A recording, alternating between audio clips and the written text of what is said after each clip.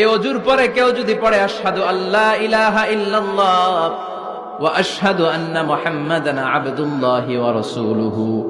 অজুর পরে এই দোয়াটা প্রতিদিন যে পড়বে, কিয়ামতের দিন 8টা জান্নাতের যে কোনো দরজা দিয়ে ঢোকার অনুমতি ওই বান্দাকে আল্লাহ দিয়ে দিবে।